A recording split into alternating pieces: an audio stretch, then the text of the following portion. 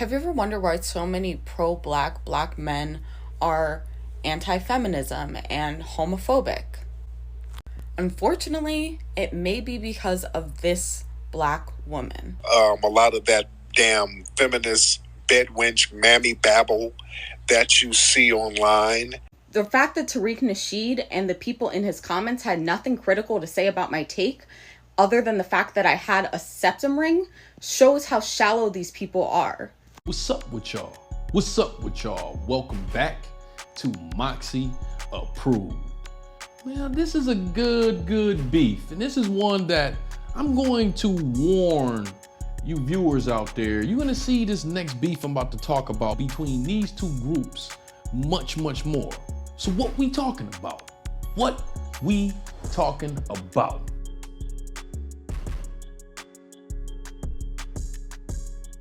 Recently, a Tik Toker that goes by the name of Black Queer Liberation put up a video where she was talking about the ISIS paper that was wrote by Frances Cress Welsing. I actually own that book. I actually read the book. It's a good book. I suggest y'all go out there and buy it. Read it for yourself. But she put this video out where she pretty much is blaming, well, I'll let her tell you. Have you ever wondered why so many pro-black black men are anti-feminism and homophobic? Unfortunately, it may be because of this black woman, Frances Cress Welsing. She wrote the ISIS papers as an attempt to try to find what the root of white supremacy is, why it exists. And in her understanding, she determined that the cause of supremacy is to prevent the annihilation of the race. Now, you may be wondering, what does this have to do with anti-feminism and homophobia? Well, she thought that black men were the main target of white supremacy because black men have the ability to annihilate the race through procreation. From that conclusion, she drew another conclusion that feminism is a supremacist ploy to get black women to economically advance so far that they no longer needed black men, and that the black family unit would be destroyed, and then there would be no procreation of black people. Which, when you think about it, is really sad because it reduces women to their role as an incubator for the next generation.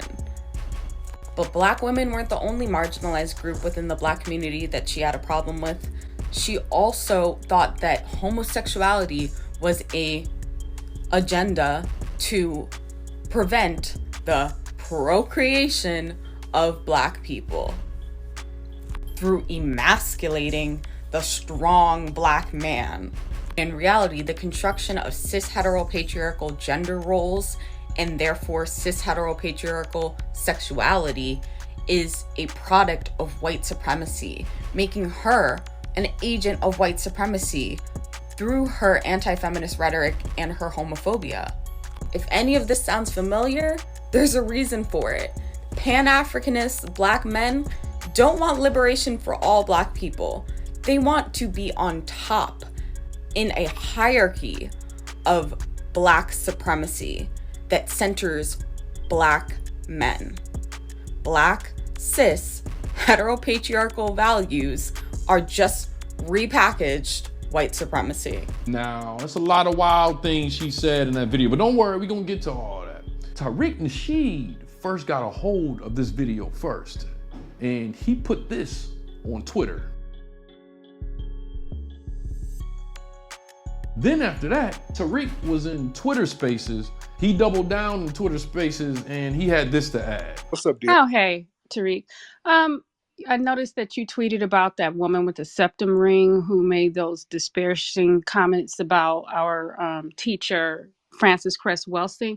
I was wondering what you thought about the correlation between women who have septum rings and feminism, and and just the hatred of black men. Yeah, and shout out to our brother Tariq Walker. He came up with the septum ring theory.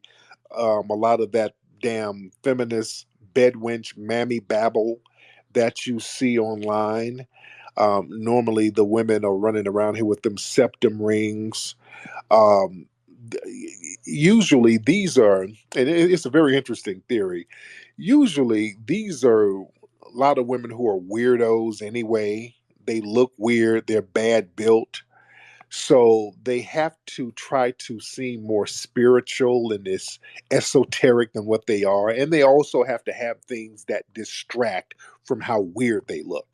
Or they try to throw stuff on to kind of almost accentuate the weirdness about them. So the septum ring, the tongue ring is just a quirky tattoos, henna, but usually the septum ring is usually a telltale sign of one of these babbling plebiscite bedwenches or a tether feminist. And that whole thing where it's almost a form of self mutilation, but it's them trying to seem exotic in order to cover for their basically anti-black mindset, because most of those women usually are bedwenches, and many of these bedwenches, they have to try to seem extra herbal tea-ish to compensate for their subliminal hatred of black society. That's why they're always they not just only attack black men, they attack the black women who are doing things to uplift the black community. That's why they will attack our Dr. Frances Cress Welsing. They don't like black society at all. So all of that septum ring bullshit, that's for Zaddy, to be honest. Let's can we get deep for a minute? Can we get deep for a minute, family? Do we got time? Give me a thumbs up if y'all want to get deep. Let's get real deep with this. Notice the septum ring mammies and feminists, about 98% of them are bedwenches. I would damn near say 99.9 of them are bedwenches. So when they get with Zaddy, everything has to be almost African tribal looking with them. Take a real good look at them damn bedwenches. That's a version of bone in the nose. You dig? It's almost like slave play, because the white boys they like the women to look wild and tribal. When the white boys get a bedwench, they want the hair to be fucked up. That's why the bedwenches be having the janky wig and the lace fronts be all fucked up. Uh, the white boys like that. They like them looking raggedy and tribal, like they just came out of some damn tribe in Sierra Leone somewhere. So the septum ring kind of gives them that bone in the nose, tribal, wild, um, Maasai warrior look. You know what I'm saying? That's something that Zaddy likes. Zaddy's like, oh God, look at her. Look at her. She's all nice and ashy. She has a ring in her nose. Oh God, she's so hot. That turns white boys on. I've never you don't see brothers like, oh damn, she had a septum ring. That shit don't do nothing for us. That's some shit white boys like. You look more primitive and tribal with that shit. It gets them off. You know. That's why they like them janky hairstyles on them women. And they try to make it seem like, oh, the white man loves me natural. No, he likes you looking primitive. Yeah. Yeah, it's like tribal slave play with him. Yeah, they want you looking as primitive as possible. If you could put a bone in your nose, that would just really he'd just walk around with an erection all day. Yeah. So yeah, that's why they have that look. Yeah, and that we ain't messing with. Usually the septum ring crowd, they got a look that we ain't trying to get with. But again, with the white boys, it's not that they appreciate them or whatever. They feel like they're defiling themselves because it's a fetish. Sometimes white dudes get into, and a white man told me this. Well, we were debating about, how a lot of them chase a lot of these white supremacists will chase black women. And a white man years ago told me, he's like, yeah, we do. We'll chase black women, but a lot of us are into bestiality. A white dude told me that. And I'm like, oh, that's heavy. That's what then caused Black queer liberation to say this. The fact that Tariq Nasheed and the people in his comments had nothing critical to say about my take, other than the fact that I had a septum ring, shows how shallow these people are. Because there's no way to refute my take that homophobia and misogyny are rooted in white supremacy. Nikki the guy, what's up, dude? Oh, hey, Tariq. I noticed that you tweeted about that woman with the septum ring who made those disparaging comments about our teacher, Frances Cress Welsing. I was wondering what you thought about the correlation between women who have septum rings and feminism, and just the hatred of black men. Yeah, and shout out to our brother Tariq Walker. He came up with the septum ring theory. A lot of that damn feminist bedwench mammy babble that you see online. Normally the women are running around here with them septum rings. Usually these are, and it's a very interesting theory, usually these are a lot of women who are weirdos anyway. They look weird, they're bad built. Tariq Nasheed is damn near 50 years old, bullying me, an actual pro-black person, by using a racial stereotype that at this point is akin to a slur. Bedwench. As in a slave who was forced to get with their master. He's literally describing grape. And then he just goes on to make fun of the way I look. He doubled down on his misogyny and doubled down on his transphobia. For what?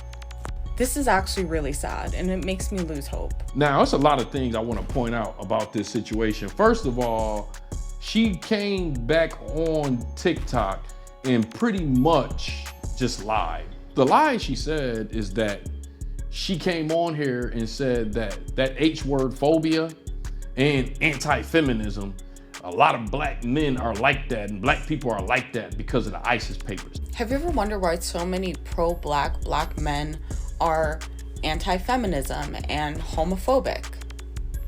Unfortunately, it may be because of this black woman. Then just that fast, she switched it around and said it's rooted in white supremacy. Because there's no way to refute my take that homophobia and misogyny are rooted in white supremacy. That was a huge lie. That was almost a cause for me to not make this video because I'm like, this woman is a joke. But here we are. We're gonna keep going with it. But there's one thing she might have a little point on. There was a lot of roasting going on, and she's saying that, oh, these people want to roast me, but none of them can actually prove what I said wrong. And it's rather easy to prove the stuff that she was saying wrong. You know what? Black queer liberation, I'm gonna take you on that offer. You basically imply that it's crazy that people think that it's an agenda of them pushing LGBTQ. She also thought that homosexuality was a agenda. So I don't want to go with opinions. Let's go with facts. You're talking to a dude who had a pretty good Hollywood career. The black community always complained about having more roles in Hollywood. And what they would always tell us is, oh, no, this is fair. You guys are only about 15% of the population. So you get around 15% of the roles. So let's go to the LGBTQ community stats and let's use GLAAD, which is an LGBTQ company. They pretty much put on here that 11% of TV, films, and stuff like that has LGBTQ being represented with characters and storylines and stuff like that. Now let's go to the actual percentage of people in America that identify as LGBTQ. Right, 7%. That is overrepresentation. It's not an opinion, that is a fact. That is overrepresentation. So that's an agenda. Agenda. It's safe for somebody to come on here and say, well, I think that's an agenda. It's overrepresentation. Now, all right, I'm just gonna go ahead and say it. You said people, black men or whatever, are homophobic. Have you ever wondered why so many pro-black men are anti-feminism and homophobic? I do not agree with the lifestyle. The people on my channel, they know I don't put the branch under the nose. I don't agree with that lifestyle. But I have heard some very homophobic things. For those of you that follow me know, a while ago, a long time ago, I was an STD counselor. All right, I had to counsel people getting tested for STDs. So I ran into some of these black men that you would talk about as extremely, homophobic. And one thing that I learned about them, a lot of those guys, the more phobic they are, they're undercover. But I got you on that one. Most of them never even heard of the ISIS paper. So to blame that book for that is kind of crazy. But there was something else you said that, to me, you lose all credibility, where you try to say that ISIS paper was pushing anti-feminism and stuff like that. Have you ever wondered why so many pro-black men are anti-feminism and homophobic? Unfortunately, it may be because of this black woman. I can say, look in the screen right now and tell you, yes, I am an anti-feminist. I am against the American feminist movement. You know why? Because the feminist movement was just another movement of white supremacy disguised. I'm surprised you don't know that. Like, that's an easy one. In fact, the same feminist movement that you support is rooted in racism. Susan B. Anthony, Margaret Sanger, two of the biggest people and pioneers of American feminism. Susan B. Anthony, she did not like your black ass woman. She couldn't stand you. She didn't even want to protest next to black people and would have black women in the back where they couldn't be seen. This is a known thing. Margaret, from Planned Parenthood, she literally stated in her foreword that she created Planned Parenthood because blacks should not be able to procreate like that. Yeah, the procreation that you're talking about, the ISIS papers try to prevent the procreation of black people. Then I also saw that you tried to play the victim mode from the word bedwench. Bedwench, as in a slave who was forced to get with their master. He's literally describing rape. And when you use the word bedwench, the way it's being used today is not the way it was used in slavery, all right? Same thing as house Negro, right? Those words were birthed out of slavery, but the context of them today has changed because we're not into slavery. The simple definition of bedwench, as you can see here, is someone that pretty much messes with a white man for the privileges. Stand up now and face the sun. Won't hide my tail or turn and run. It's time to do what... But there's a lot of other things too that I also noticed. I noticed the crowd that you attract on your TikTok, they have a lot of bad things to say about black men, and they are a reflection of you. You don't think that's why a lot of black men such as myself don't want anything to do with no feminist movement? And I also see that you're very hurt at people doing reaction videos to this and stuff like that, and people are talking about the mental health. And I'm just gonna tell you like this, if that's the case, you need to get offline. And you don't need to be making no videos, because there's no successful content creator that doesn't have to deal with critique, whether it's roasting, no matter what it is. If you're gonna go online, you have to be okay with people critiquing your critiques. And then he just goes on to make fun of the way I look. He doubled down on his misogyny and doubled down on his transphobia. For what? This is actually really sad, and it makes me lose hope. And another thing I want to say, this one kind of offended me, where you ended your video saying that people want to talk bad about you and you are pro-black. Bullying me, an actual pro-black person. That is a trick, and that is delusion. Once again, I'm gonna mention Hollywood. It's the same delusion and same trick that Hollywood plays all the time. LA, Los Angeles, calls themselves one of the most liberal cities in America, or the most liberal city in America. As a person that lived over a decade in Los Angeles, it's, if not the most racist city I've ever lived in, one of the most racist cities I ever lived in. LA is not liberal. LA is pro-LGBTQ. It's very racist, all right? Just because it's pro-LGBTQ does not make it liberal. Now, to bring that back to you, an actual pro-black person. Miss, you are not pro-black. You are what you state. You are pro-black queer. Those are two separate things. I can explain it to you real fast. Me, I am pro-black. What does that mean? When I see bad things happening to black people, whether I agree with their views or not, if it's unfair, I cover it. I have videos on this very YouTube page right now where there's one video that I put up where a gay young black man got killed by some gang members who was on the low. And I talked about how bad that was. Even though I don't put the branch under my nose and I don't agree with that lifestyle, kid that got killed, he's still black, okay? So I did the video. That is pro-black. Say somebody like Minister Farrakhan passed. I'm almost 100% sure you would not cover that video at all, or if you did cover a video about Minister Farrakhan passing, it would be unfair. And you probably would step on his grave and talk all kinds of bad stuff about him because he doesn't agree with your lifestyle. You're not pro-black. You're pro-black queer, okay? Me, I am pro-black. I speak up when I see bad things happening to my folks. I speak up, even if I don't agree with their lifestyle. Y'all need to stop acting like we a part of the same group, because we not. I done looked on your page, I looked at all kind of videos. You speak up for black queers. Since I'm being accused of being an agent of white supremacy for calling out the homophobia and transphobia in my community, is Angela Davis an agent of white supremacy? Because she's lesbian. Was James Baldwin an agent of white supremacy? Because he was gay. That don't make you pro-black.